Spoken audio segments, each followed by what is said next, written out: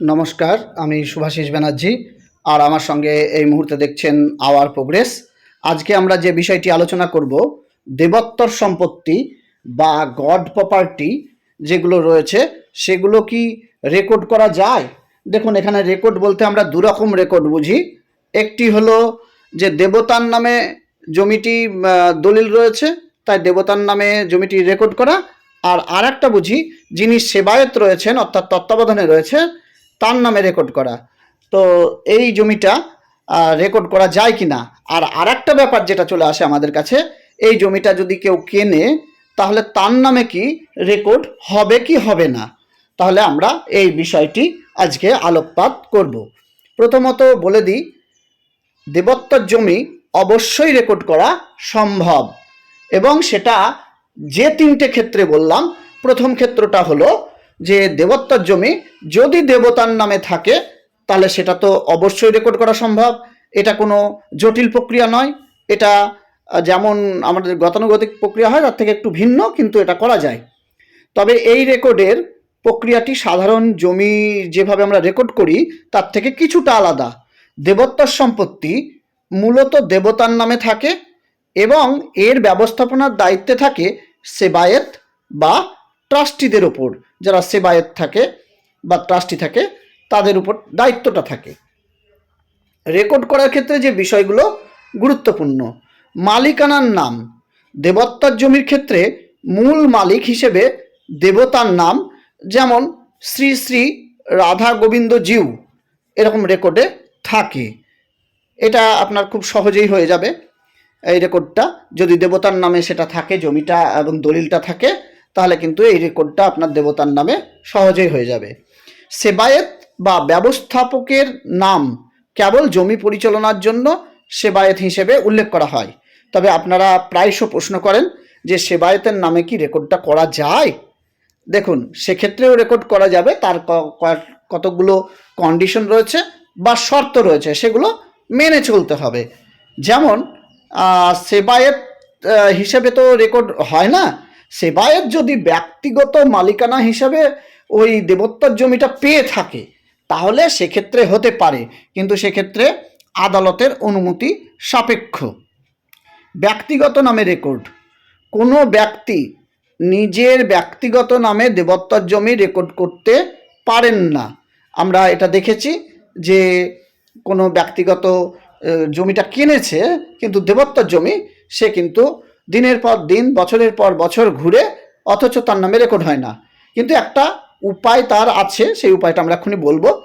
সেবায়েতরা কেবল দেবতার পক্ষে সম্পত্তির তত্ত্বাবধান করেন, তাই তারা মালিক নন, তাই সাধারণভাবে তাদের নামে রেকর্ডটা হয় না। কিন্তু যে উপায়টা আমরা বলবো সেটা হলো, আগে প্রয়োজনীয় নথিটা বলে নিই, তারপরে আমরা ওটা বলছি। রেকর্ড বা মিউটেশন, নাম পত্তন করার জন্য সাধারণত দেবোত্তরনামা বা উৎসর্গপত্র, যেটা আমরা ডিড অফ ডেডিকেশন বলি, বা ট্রাস্ট ডিড এবং সেবা পূজার প্রমাণপত্র প্রয়োজন হয় এই রেকর্ড বা মিউটেশন করার জন্য।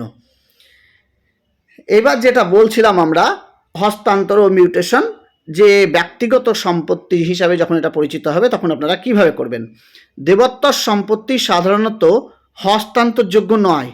আমরা তাও দেখি যে এই দেবতার নামে রয়েছে সম্পত্তিটা, তার নামেই রেকর্ড হয়েছে, কিন্তু প্রয়োজনে আপনি সেটা সম্পত্তি বিক্রি করতে পারেন এবং আদালতের অনুমতি নিয়ে। যেমন দেবতার সেবা বা সম্পত্তি রক্ষার স্বার্থে জেলা জজের অনুমতি নিয়ে অংশ বিশেষ বিক্রি বা রেকর্ড পরিবর্তন করা যেতে পারে। কিন্তু কি বললাম, সেটা জেলা জজের অনুমতি নিয়ে আপনাকে বিক্রি করতে হবে বা রেকর্ডটা আপনি পরিবর্তন করতে পারবেন, এটা কিন্তু আইনে রয়েছে। পশ্চিমবঙ্গ সরকারের ভূমি ও ভূমি সংস্কার দপ্তরের নির্দিষ্ট নির্দেশিকা রয়েছে, যেমন 2021 সালের OM অনুযায়ী প্রাইভেট দেবোত্তর সম্পত্তির মিউটেশন প্রক্রিয়া সম্পন্ন করা হয়। প্রাইভেট মানে ব্যক্তিগত। ধরুন অনেকে জমি কিনে নিয়েছে, পরে দেখতে পেয়েছে যে এটা দেবোত্তর জমি ছিল, যার কাছ থেকে কিনেছে, দিয়ে এখন রেকর্ড করতে যাচ্ছে, দলিল তো হয়ে গেছে কিন্তু রেকর্ড আর হয় না। তো সেক্ষেত্রে আপনাকে ওই যেটা বললাম প্রমাণটা তাহলে কি লাগছে? প্রমাণটা লাগছে দেবত্তরনামা বা উৎসর্গপত্র, deed of dedication, trust deed, সেবা পূজার প্রমাণপত্র, মানে যিনি বিক্রি করছেন আপনাকে, সেখান থেকে কিন্তু এই দেবত্তরনামা বা ডিড অফ ডেডিকেশনটা আপনাকে নিতে হচ্ছে, যে এই জমিটা দেবত্তরনামা জমি ছিল এবং এই দেবত্তরনামা জমিটা তারপরে কি কারণে বিক্রি করা হলো সেটা কিন্তু 2021 সালের OM যে আইন রয়েছে সেই আইন অনুযায়ী মিউটেশন প্রক্রিয়া আপনার সম্পন্ন হবে, আর আদালত থেকে আপনাকে অনুমতিটা নিতে হবে, জেলা আদালত থেকে নিতে হবে অনুমতি। তাহলে কিন্তু ওই অনুমতিপত্র যদি আপনি বিএলআরও সাহেবকে দেখাতে পারেন, তাহলে বিএলআরও সাহেব 2021 সালের OM অনুযায়ী প্রাইভেট দেবত্তর সম্পত্তি অর্থাৎ ব্যক্তিগত সম্পত্তি মিউটেশন প্রক্রিয়া আপনার সম্পন্ন করিয়ে দেবে।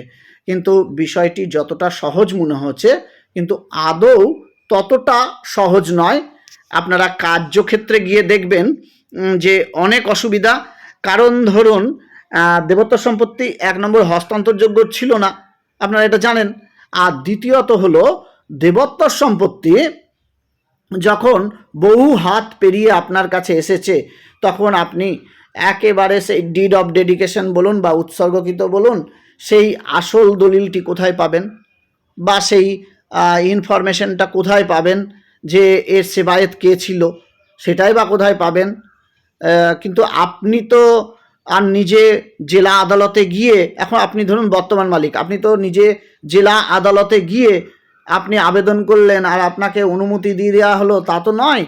এই আবেদনটা করবে একেবারে দেবত্তর জমিটা প্রথম যার নামে ছিল, যে দেবতার নামে ছিল বা যে সেবায়েত ছিলেন তিনি আবেদন করবেন যে কি কারণে দেবত্তর জমিটা উনি বিক্রি করছেন। সেই কারণটা যখন উনি জানাবেন এবং আদালতের অনুমতি নেবেন, সেই অনুমতিপত্র এবার যাকে বিক্রি করলো তাকে দেওয়া হবে, তাহলে সে গিয়ে তখন রেকর্ডটা পরিবর্তন করতে পারবে। যে ঠাকুরের নামে রেকর্ড ছিল সেই ঠাকুরের নাম থেকে নিজের নামে ব্যক্তিগতভাবে রেকর্ডটা করতে পারবে। তখন আপনি যত হাতেই ট্রান্সফার হোক না কেন তারপর আপনি তখন ব্যক্তিগতভাবে সেইটা পারবেন। কিন্তু এটা খুব কঠিন কাজ, তবুও আপনারা অভিজ্ঞ আইনজীবীর সাথে কথা বলে এ বিষয়ে দেখতে পারেন। আজকে আমরা যাই হোক এই দেবত্তর সম্পত্তি সম্পর্কে অনেকে প্রশ্ন করেছিলেন, তাই আমরা এই ভিডিওটি নিয়ে এসেছি। অনেকেরই সমস্যা রয়েছে, অনেকে না জেনে এই দেবত্তর সম্পত্তি কিনেছেন, আবার অনেকে জেনে কিনেছেন, কিন্তু এখন বর্তমানে তাদের তো দলিল তো হয়ে গেছে, কারণ দলিলে কোনো বাধা নেই দলিল তৈরি করার ক্ষেত্রে, কিন্তু বাধা রয়েছে যেটা রেকর্ড বা মিউটেশনের ক্ষেত্রে আপনি কিন্তু খুব সহজেই এটা করতে পারবেন না, এটা কিন্তু রয়েছে। যাই হোক, আজকে আমরা এইটুকুই আলোচনা করলাম, আবার পরবর্তী ভিডিওতে কিন্তু আমরা আসবো। ধন্যবাদ ভিডিওটি দেখার জন্য।